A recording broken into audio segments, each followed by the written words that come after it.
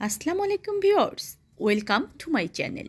আমি কাউসারা নূপুর আজ নিয়ে এসেছি বিখ্যাত একটা মিষ্টির রেসিপি। আর এই মিষ্টিটার নাম হচ্ছে ওমর খৈয়াম মিষ্টি। ইরানের বিখ্যাত লেখক ওমর খৈয়ামের নাম অনুসারে এই মিষ্টিটার নামকরণ করা হয়েছে।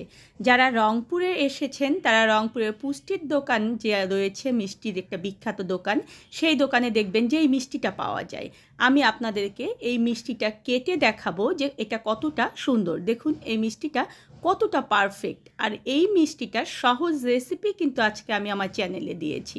আপনারা আসুন দেখে আসি কিভাবে এই মিষ্টিটা সহজ এবং পারফেক্টভাবে তৈরি করতে হয়। যে কোনো মিষ্টি বানানোর জন্য এর ছানাটা কিন্তু পারফেক্ট হতে হবে। আর আমি আল্লাহর রহমতে আমার যেগুলো মিষ্টি দিয়েছি আমার চ্যানেলে, তারা কিন্তু সবাই আমার মিষ্টিগুলো যেভাবে পারফেক্টলি এই রেসিপিটা ফলো করে একেবারে 100% সফল হয়েছে। তাই আবার আজকে আমি নতুন একটা মিষ্টি নিয়ে এসেছি। আর এই মিষ্টিটার জন্য আমি এখানে 1 কিলো দুধ নিয়েছি। আমি এখানে গাভীর দুধ নিয়েছি। এটা আপনারা প্যাকেট দুধ বা ডিপ ফ্রিজে রাখা যে কোনো দুধ দিয়ে করতে পারবেন। ফার্স্ট এই দুধটাকে আমি একটা টকবগে করে বলক দিয়ে আসবো।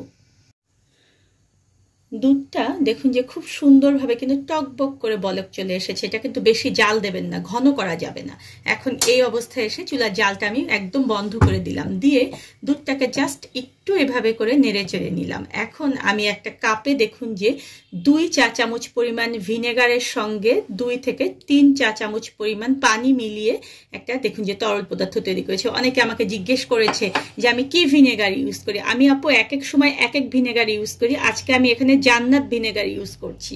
দেখুন এখন এভাবে করে একটু করে ভিনেগার আমাদেরকে দিতে হবে আর এটাকে নাড়তে হবে। একবারে কিন্তু পুরোটাই দেওয়া যাবে না, পুরোটা আমাদের নাও লাগতে পারে। দেখুন ঠিক যখন আমরা দেখবো যে ছানাটা আমাদের কেটে যাচ্ছে, ঠিক তখনই কিন্তু আমরা ভিনেগারের পানিটা দেওয়া বন্ধ করব।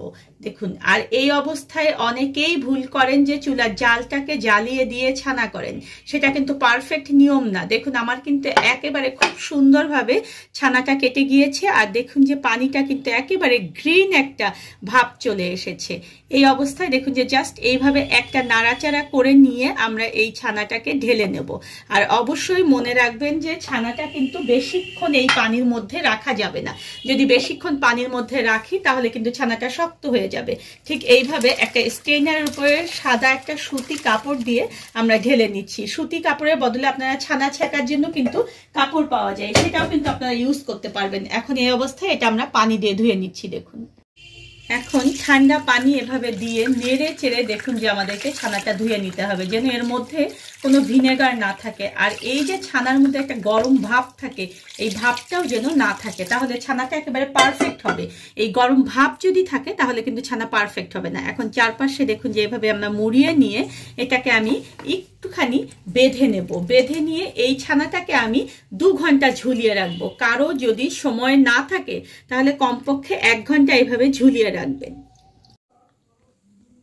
2 ঘন্টা ধরে দেখুন যে আমি ছানাটাকে ঝুলিয়ে রেখেছিলাম। এখন এই ছানাটাকে দেখুন যে ঠিক এইভাবে একটু চাপ দিলে যদি দেখেন যে এখানে পানি বের হচ্ছে, তাহলে অবশ্যই কিন্তু এরকম কিন্তু হালকা করে চাপ দিয়ে দিয়ে, খুব বেশি জোরে চাপ দেবেন না, এরকম হালকা করে করে চাপ দিয়ে দিয়ে একটু পানি বের করে নেবেন। অনেকেই এটা বুঝতে পারেন না, ভাবেন যে ছানাটাকে ঝুলিয়ে রাখার পরে মনে হয় আর চাপাচাপি করতে হবে না। এটা খুব বেশি জোরে চাপবেন না, আমি বারবার বলছি। জাস্ট এইভাবে দেখুন যে আমি চাপছি, একটু পানি পড়ছে, এই পানিটাকে আমি একটু এভাবে করে চেপে চেপে বের করে নেব, খুব বেশিক্ষণ না কিন্তু। দেখুন যে একটু চেপে নিলাম, এটা কিন্তু আর পানি বের হচ্ছে না, মানে আমার ছানায় কিন্তু আর পানি নেই। এখন এটাকে আমি ঢেলে নিচ্ছি। ছানাটা দেখুন যে একদম পারফেক্ট হয়েছে। দেখুন আপনাদের ছানা কিভাবে পারফেক্ট হবে, দেখুন যে এভাবে করে আমি ভেঙে নিচ্ছি। এটা কিন্তু আমার একেবারে ঝুরঝুরে না, আবার এটা কিন্তু নরমও না। যদি কারো ছানা একেবারে ঝুরঝুরে হয় তাহলে সেক্ষেত্রে আপনারা একটু পানি হালকাভাবে ছিটিয়ে দেবেন। আর যদি দেখেন যে ছানাটা একটু ভিজা ভিজা আছে তাহলে একটু কিচেন টিস্যু দিয়ে সেটাকে একটু স্পঞ্জ করে এভাবে চেপে চেপে সেই পানিটাকে বের করে নেবেন। তবে 2 ঘন্টা ভিজিয়ে ঝুলিয়ে রাখলে একটু চেপে পানি বের করে নিলে কিন্তু ছানাটা আর কোনো সমস্যা থাকে না, এটা একদম পারফেক্ট ছানা হয়। এখন এই অবস্থায় রেখে আমি চলুন শিরা উঠিয়ে দিয়ে আসি।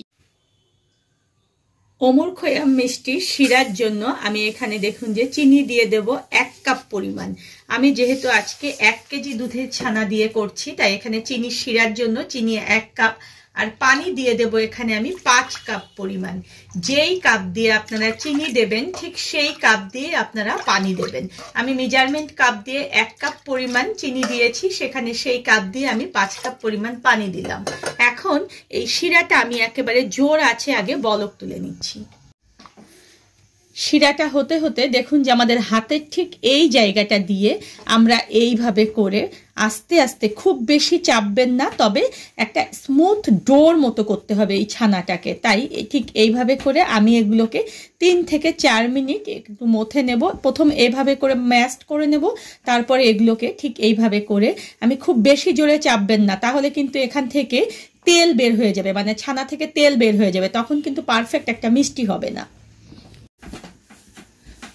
2 মিনিট ধরে দেখুন যে আমি ছানাগুলোকে মথে নিয়েছি। এখন এটা যেহেতু 1 কেজি দুধের ছানা, এখানে আমি 1 চা চামচ পরিমাণ, চা চামচ দিয়ে মেপে আমি 1 চা চামচ পরিমাণ ময়দা দিয়ে দিলাম। দিয়ে এটাকে আমি আবার 3 মিনিট ধরে মথে নেব।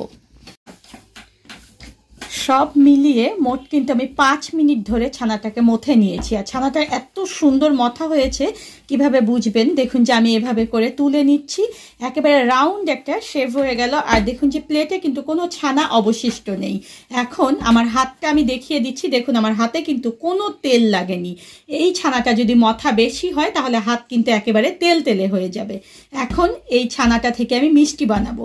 মিষ্টিটা কিন্তু একটু অন্যরকম শেপ। দেখুন ওমর খৈয়াম মিষ্টি যারা খেয়েছেন তারা বলতে পারবেন যে ওমর খৈয়াম মিষ্টিটা আসলে কিভাবে। দেখুন এভাবে করে নিলাম আমি ডো, নিয়ে এভাবে হাতের তালুর মধ্যে আমি দিচ্ছি। দেখুন তালুর মধ্যে দিয়ে এটাকে ঠিক 2 পাশটা এরকম একটু চিকন হবে আর মাঝখানটা একটু মোটা হবে। যারা রংপুরে পুষ্টির দোকানে ওমর খৈয়াম খেয়েছেন, বিভিন্ন জায়গায় ওমর খৈয়াম আছে, আমি যেহেতু রংপুরে থাকি সেহেতু রংপুরে কিন্তু বিখ্যাত একটা মিষ্টির দোকান রয়েছে, আর সেটা হচ্ছে পুষ্টি। সেই পুষ্টিতে কিন্তু ওমর খৈয়াম মিষ্টিটা পাওয়া যায়। ঠিক দেখুন যে এরকম চমচমের শেপ নয়, দেখুন এই পাশে একটু চিকন, ঠিক এই পাশে চিকন, আর মাছটা কিন্তু মোটা। দেখেছেন, ঠিক এইভাবে করে সবগুলো মিষ্টি আমি বানিয়ে নেব এবং সবসময় চেষ্টা করবেন যে মিষ্টিগুলো যেন সমান হয়। আমি সবার সুবিধার জন্য আরও একটি দেখিয়ে দিচ্ছি। দেখুন এভাবে ছানাটাকে নিয়ে এভাবে 2 হাত দিয়ে চাপ দিয়ে দিয়ে এভাবে করে নেবেন, গোল একটু গোল গোল করবেন, মানে চ্যাপটা টাইপের গোল। দেখুন এভাবে করে নিয়ে ঠিক এইভাবে করে দেখুন যে আমি এটাকে শেপ দিচ্ছি। আর আমি বলেছি যে এরকম 2 সাইডটা একটু চিকন করে, মাঝখানটা একটু মোটা করে দেবেন, আর এই সাইডগুলো এভাবে হাত দিয়ে একটু সমান করে নেবেন। দেখুন আমি সবগুলো মিষ্টি কিন্তু এক সাইজ করে বানিয়ে নিয়েছি। আমার 1 কেজি দুধের ছানা থেকে 11টা মিষ্টি হয়েছে। এখন চলুন শিরার কাছে চলে যাই। শিরাটা দেখুন যে আমার কিন্তু খুব সুন্দরভাবে বলক চলে এসেছে। এখন এই শিরাটার মধ্যে আমি 2 টেবিল চামচ পরিমাণ দুধ দিয়ে দেব। এই দুধটা আমার একদম যখন দেওয়ার পরে শিরাটা কিন্তু একদম টকবগে গরম করে নিতে হবে। দুধ দেওয়ার কারণে কিন্তু শিরাটা একটু দেখুন যে বলকটা বন্ধ হয়ে গেল। এখন যখন ঠিক আমার দেখুন যে এরকম বলক চলে আসবে, তখন ধীরে ধীরে মিষ্টিগুলোকে দিয়ে দেব। আর এই সময় কিন্তু চুলার জালটা আমার একেবারে জোর আঁচে রয়েছে। প্রথম 5 মিনিট আমি এভাবে দিয়ে একদম ঢেকে দেব। আমার এই পাত্রটা দিয়ে জোর আঁচে আগে আমি এটাকে 5 মিনিট ধরে জাল করব। এই সময় যদি আপনাদের ঢাকনায় কোনো ছিদ্র থাকে তাহলে অবশ্যই ঢাকনার ছিদ্রটা কিন্তু বন্ধ করে দেবেন। এই 5 মিনিটের মধ্যে যদি আপনার ঝাঁকটা, মানে আমি যে দুধ দিয়েছিলাম, এটা দিয়েছিলাম যে মিষ্টির একটা ঝাঁক ওঠার জন্য, যদি দেখেন যে সেই ঝাঁকটা একেবারে টকবগে পড়ে যাওয়ার সময় হয়ে যাচ্ছে, তখন জাস্ট ঢাকনাটাকে এইভাবে একটু খুলে দিয়ে বাতাসটা বের করে আবার ঢেকে দেবেন। 5 মিনিট পরে আমি ঢাকনা খুলে দেখিয়ে দিচ্ছি আপনাদেরকে। দেখুন কি অবস্থা, একদম ঝাঁক হয়েছে। এখন আমি পাশে চুলায় কিন্তু গরম পানি উঠিয়েছিলাম, সেখান থেকে আমি 1/2 কাপ পরিমাণ পানি এভাবে খুব আস্তে করে দিয়ে দিচ্ছি এবং আবার এটাকে ঢেকে আমি আবার 5 মিনিট এটাকে রান্না করব। ঠিক এরকম করে 5 মিনিট পর পরই আমি এখানে পানি মিলাবো, গরম পানি, এবং মোট 20 মিনিট এটাকে আমি রান্না করব। মোট 20 মিনিট কিন্তু আমার হয়ে গিয়েছে। দেখুন আমি এর মধ্যে কিন্তু 5 মিনিট পর পর পানি মিলিয়েছি। প্রথম 5 মিনিটে আমি জোর আঁচে ঢাকনা বন্ধ করে জাল করেছি, তারপর প্রতি 5 মিনিট পর পর কিন্তু এখানে আমি হাফ কাপ পরিমাণ গরম পানি দিয়ে এটাকে জাল করেছি। এখন আমার চুলাকে একদম বন্ধ করে দিলাম, দিয়ে আবার হাফ কাপ পরিমাণ গরম পানি আমি এর মধ্যে মিলিয়ে এই শিরাটাকে একেবারে পাতলা করে দিলাম। দেখুন এই মিষ্টিগুলো দেখতে কতটা সুন্দর হয়েছে, এগুলো এত বড় বড় হয়ে গিয়েছে সাইজ, এবং এগুলো কিন্তু দেখুন যে এত সুন্দর হয়েছে। এখন এই অবস্থায় এসে এটাকে আমি ঠান্ডা করে নেব, আর এর মধ্যে আমি এটার জন্য দেখুন যে মালাই উঠিয়ে দিচ্ছি। ওমর খৈয়াম মিষ্টির জন্য আমি এখন মালাই তৈরি করব, আর তাই এখানে আমি নিয়ে নিচ্ছি 500 গ্রাম দুধ। আপনারা এই দুধটা কিন্তু খাঁটি গরুর দুধও ব্যবহার করতে পারবেন, আবার কেউ যদি চান যে গুঁড়ো দুধ দিয়ে এই মালাইটা তৈরি করবেন সেটাও করতে পারবেন। তবে খাঁটি গরুর দুধ দিয়ে যখন করা হয় সেটা কিন্তু অনেক টেস্ট হয়। আর এখানে অনেকেই বলেন যে এই দুধটা প্যাকেট দুধ কিংবা ডিপ ফ্রিজে রাখা দুধ হবে কিনা, সব রকম দুধ দিয়েই কিন্তু এটা হবে। এখন এই দুধটাকে আমি আগে জোর আঁচে বলক তুলে নিচ্ছি। দুধটা আমি দেখুন যে ভালো করে কিন্তু বলক তুলে নিয়েছি। এখন এই দুধের মধ্যে আমি দিয়ে দেব 2 টেবিল চামচ পরিমাণ চিনি। খুব বেশি চিনি কিন্তু এখানে দেব না, কারণ এটা কিন্তু একেবারে হালকা মিষ্টি হবে। দেখুন এভাবে করে দিয়ে এই দুধটাকে আমি 2 ভাগ করে, মানে এই দুধটা আমি কিন্তু পুরো অর্ধেক করব না, 3 ভাগের 1 ভাগ শুকিয়ে 2 ভাগ রাখবো। মানে এখানে আমি বলতে চাচ্ছি যে আমরা অন্যান্য মালাই করার সময় কিন্তু দেখা যায় যে দুধটাকে একদম খুব সুন্দর করে ঘন করে অর্ধেক করে নেই, কিন্তু এই মালাইটা কিন্তু অতটা ঘন হবে না। এটা জাস্ট আমি দুধটাকে 3 ভাগ করে 1 ভাগ শুকিয়ে নেব।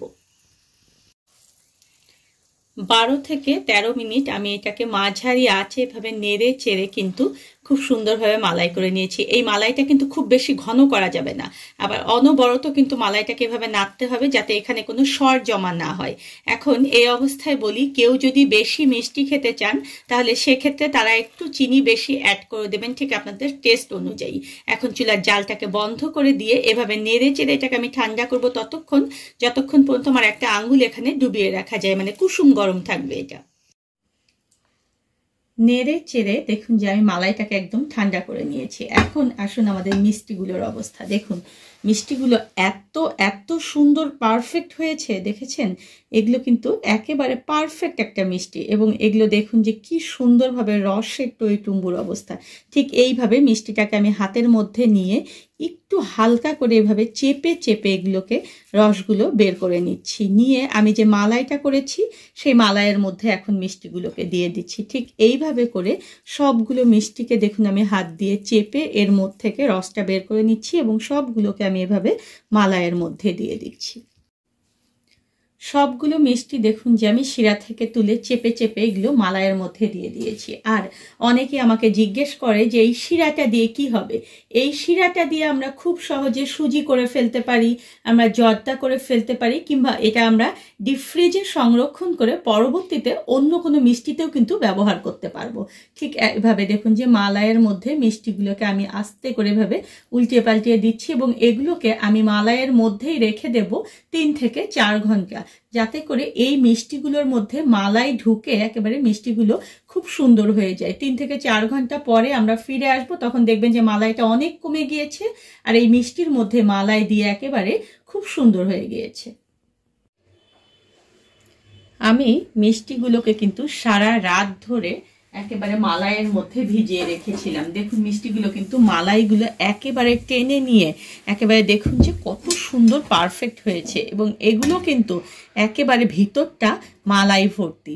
বিখ্যাত লেখক ওমর খৈয়ামের নামে কিন্তু এই মিষ্টিটা, আর এই মিষ্টিটা সম্পূর্ণ ভিন্ন রকম এবং একেবারে অল্প মিষ্টিযুক্ত।